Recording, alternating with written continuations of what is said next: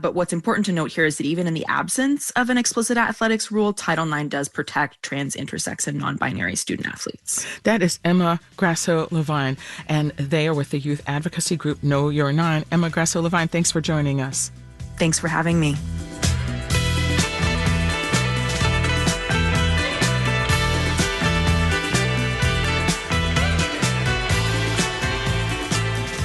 This is Morning Edition from NPR News. I'm Michelle Martin. And I'm A. Martinez.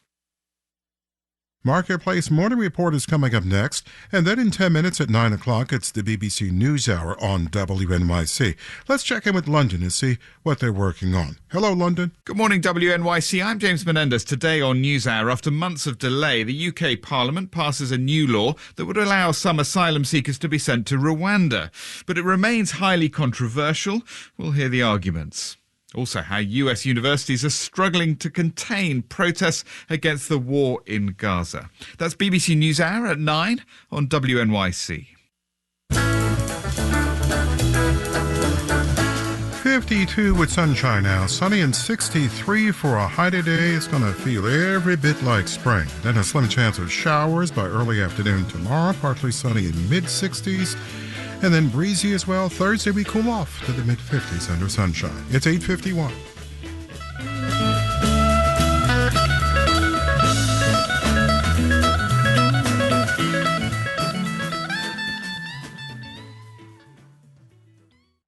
WNYC supporters include the John S. and James L. Knight Foundation, helping public radio advance journalistic excellence in the digital age. The Knight Foundation believes informed and engaged communities are essential for healthy democracy. More at kf.org. This month's WNYC New York Public Library Book Club selection is the novel My Heart is a Chainsaw by Stephen Graham Jones. Find details on the April 29th in-person and online event and borrow the ebook at wnyc.org/getlit.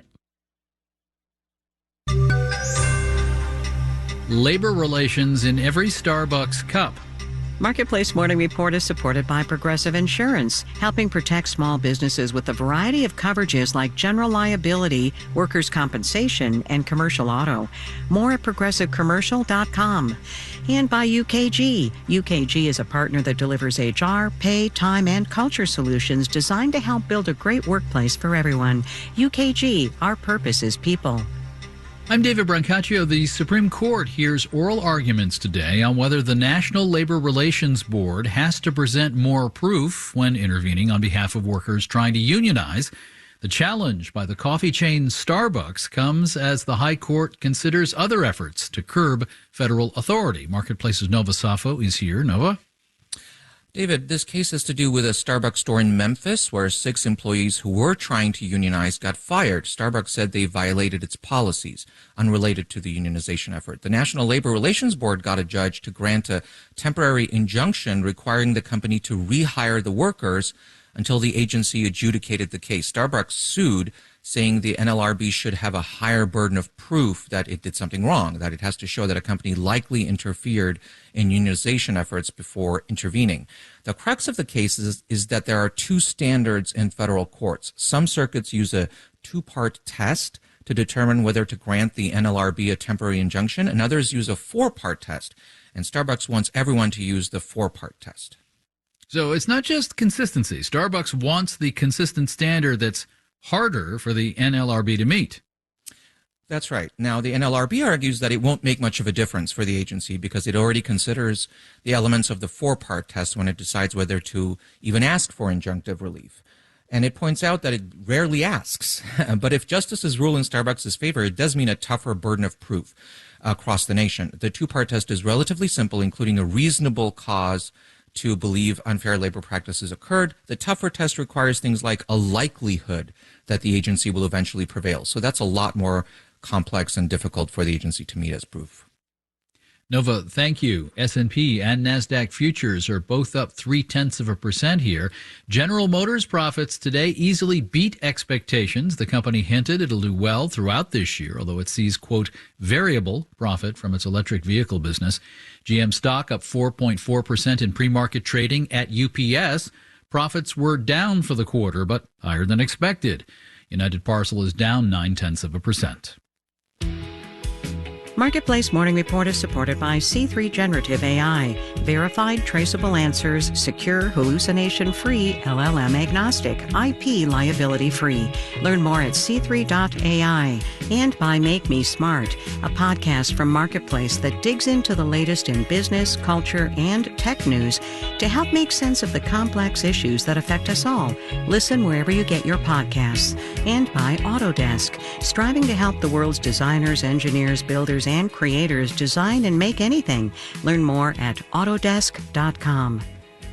Once known as the murder capital of the world, El Salvador recorded its lowest rate of murder in 3 decades. Its president, Nayib Bukele, started a second term this winter, and his administration's state of emergency is now into a third year. Tens of thousands of suspected gang members have been arrested. The streets of El Salvador are now safer, but the country is heavily in debt. Jane Chambers, with our newsroom partners at the BBC, reports. Janira Lopez sells fruit on a street near the historic main square in the capital, San Salvador. She says it's hard to make a living. The security guards confiscate our produce, and we must pay a fine to get it back. The president has cleaned up the center of the city where we are and is getting rid of us street sellers. But this is our only way of making a living, and there are a lot of poor people here. Despite Janira's complaints, many people are happy the city centre's been cleaned up. Tourists and locals take selfies at the iconic library President Bukele had built and feel safe in a place that was once a no-go area. Elsewhere, the economy's picking up. My name is Karen Fuentes. I'm a realtor in RE/MAX Central, El Salvador. Karen works in a heavily air-conditioned office on the 21st floor of a fancy building in the centre of San Salvador, with incredible views of the mountains and volcanoes that surround the city, and views of the best neighbourhoods clients want to make their home. It's not just locals who want a piece of the action. Our clients are mostly Salvadorians who live here, but 50% are Salvadorians who live outside our country, or even foreigners who don't have roots here.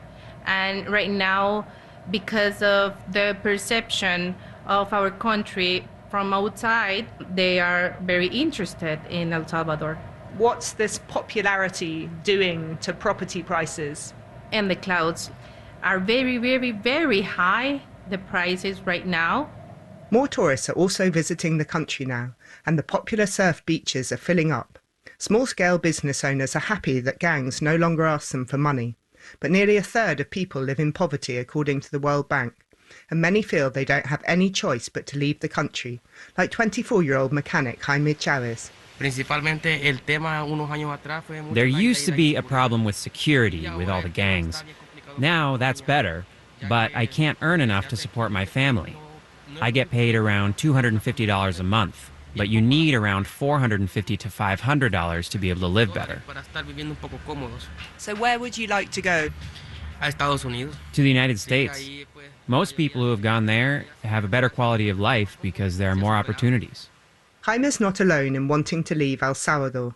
It's estimated there are around 1 million Salvadorians living in the United States, according to the Pew Research Center. And the money they send home is crucial, as economist Tatiana Morakin explains. Around 25% of the country's GDP comes from money that Salvadorans who have migrated send back to their families. We know that for around half of the families who receive the money, it's their primary source of income or their only source of income. Now El Salvador's President Bukele has managed to improve security. He says his next job is to tackle poverty. He's just announced 5,000 free passports and tax breaks to highly skilled workers from abroad to try to boost the economy. But people like mechanic Jaime Chavez say they need more opportunities to persuade them not to leave for the US. In El Salvador, I'm the BBC's Jane Chambers for Marketplace. And our Elizabeth Troval also has the piece, Salvadoran Janitors Fight for Better Wages, Supporting Families in the U.S. and Abroad, that is streamable from marketplace.org now. I'm David Brancaccio with our morning report. From 8 p.m., American Public Media.